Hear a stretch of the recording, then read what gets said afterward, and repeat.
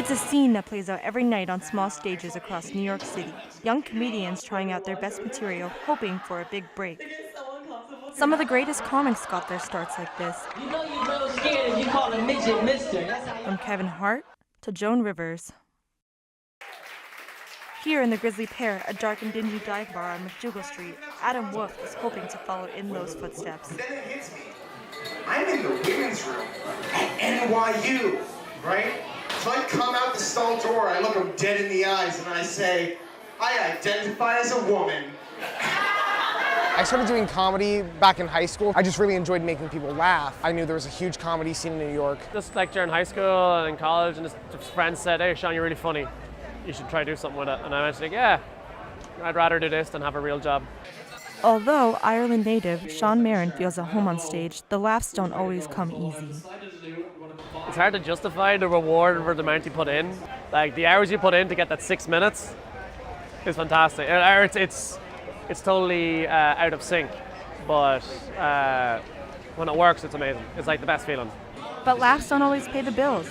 Marin works as a bartender, and Wolf is pursuing a degree in studio art. And for former teacher turned full-time comedian Joel Alfano, comedy is one of those careers where people from many different walks of life come together with the common goal, to make it big in show business. It's just how it is. Everybody's from all over the place, but making a living off it and doing it are two different things. Even the most talented comics have highs and lows. In rooms filled with bombs and laughless crowds, having the encouragement of fellow comics makes the tough nights easier to brush off, says Wolf. There's a real, almost a family there. It's really a supportive group of comics. We really help each other out, and we're really tight-knit. A career in comedy requires lots of networking and hanging out around the club. Building relationships within the comedy scene is vital to success. It's important to stay active in that community constantly because that's how you network and that's how you get better and that's how you go to other clubs. That's how you do everything pretty much. It's not easy entry into the comic community. Newcomers have to go through a rite of passage called barking, standing on the street trying to get anyone's attention in hopes of selling a ticket.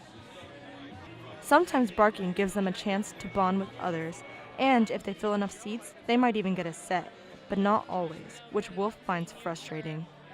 A lot of times the barkers are the first to get bumped. They're the ones who are actually working to get this spot. At the same time, I do understand they're not, the barkers are sort of the, not as good comics. For Marin, the tight-knit nature of New York's startup comic society can be a double-edged sword, as the climate of support clashes with the reality of how few will actually get their break. There is a community, but then there's also there's together people looking out for each other, but then there's also there's still a competitive edge. When someone's like, oh, I gotta go do a spot there.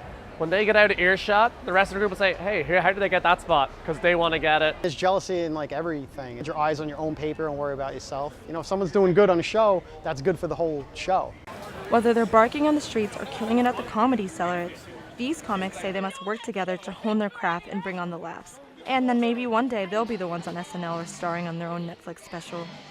From NYU Tonight, this is Stephanie Rodriguez.